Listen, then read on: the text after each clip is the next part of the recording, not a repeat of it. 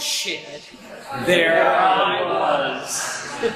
Now, I'll also add another little beginning to this, which is, I'm never going to fly to another freaking war again. So, it's Australia War. I've flown in, and I am ready, revved up to do the Crystal Flute Challenge and get myself a Crystal Flute once and for all. And last year, I knew where the Crystal Flute competition was, and so I said, I will head right there and get there early, and look, Odyssey Coffee is just a mere camping block away. I'll fill my mug with Odyssey's wonderful coffee so that I can stay up late and bard well into the night. And I wandered over to where the camp had been. And I said, is the Crystal Flute competition here? Hopefully. Though I did not see anything that looked like it would be a Crystal Flute competition. And they said, what is that? And I said, well, it's being held in the barony of, I forgot the name of the barony. Oh no! It's okay. The barony that is Tucson, Arizona. I will think of it eventually. And where are they this year? I think they're down that way. Is that the one that Five. the name? And so, like some Diogenes of Bardic, I wandered from camp to camp. Looking for Crystal White Flute Bart. competition, barony to be named later. And the answers got worse as I headed in the direction to which they had pointed. Like, who is this barony? What are you talking about? And I thought to myself, aha! This is the kingdom of Aitenveld, and they are a barony there. I will go to the kingdom encampment. Surely they will know. Well, apparently, anyone that knew anything about anything in the kingdom that was responsible for that encampment had fled off into the Australia night by that point and left the children to guard the fire. And people went, what barony are you talking about? And I knew that that was a bad sign.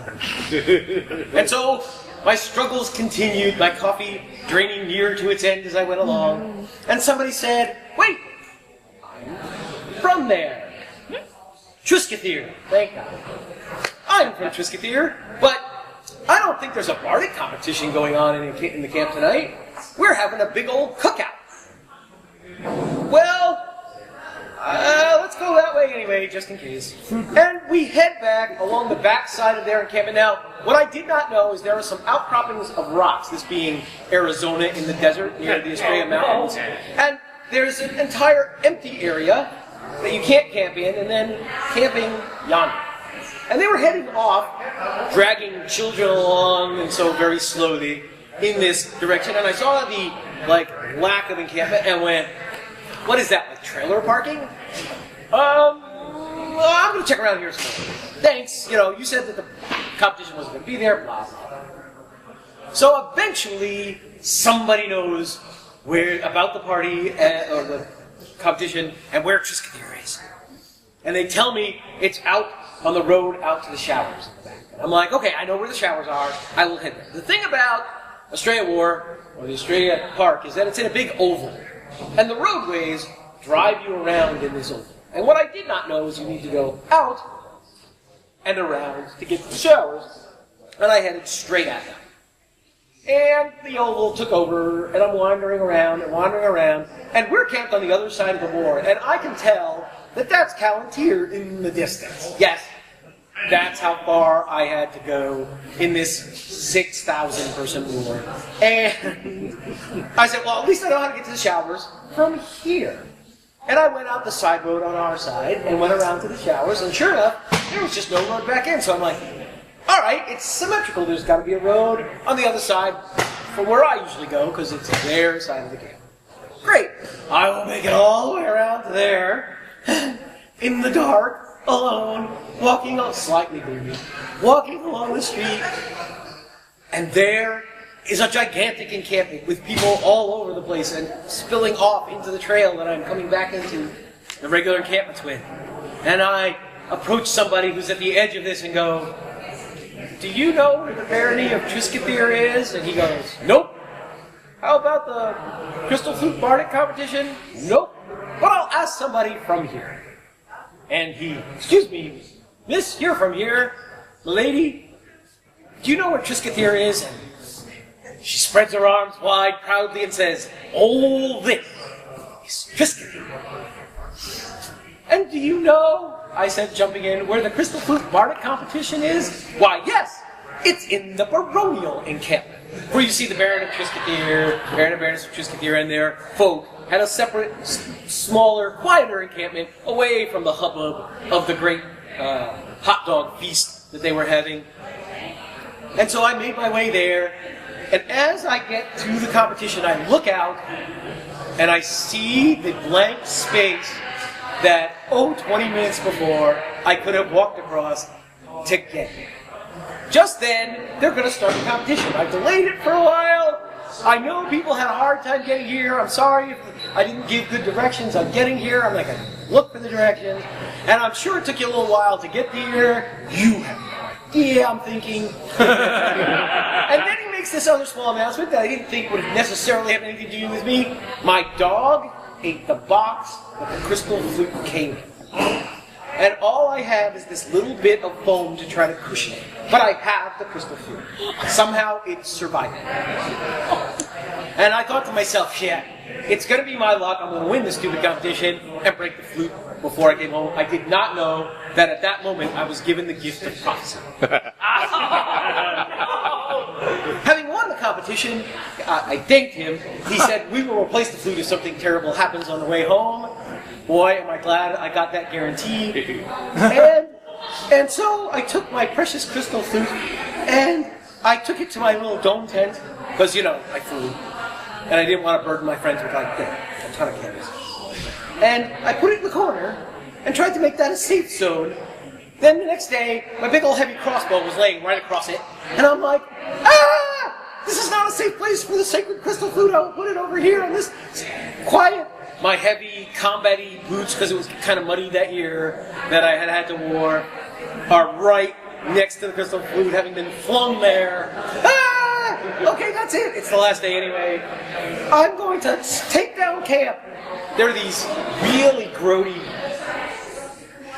cooked thingies, barbecue stuff caked on. Didn't matter. Put a towel that I'll never use again over it. Put my crystal flute on that and surrounded it with everything I owned that was going home. And I thought to myself, how can the crystal flute return home? Well, I know. I will put it in my arrow box. And I have this soft cloth. I will wrap it in this soft cloth and festoon it, geometrically stabilized, gyroscopic between the arrows. It will touch the sides. It will be cushioned. It will be perfect. And off it went on the flight, or on the drive home, while I flew back.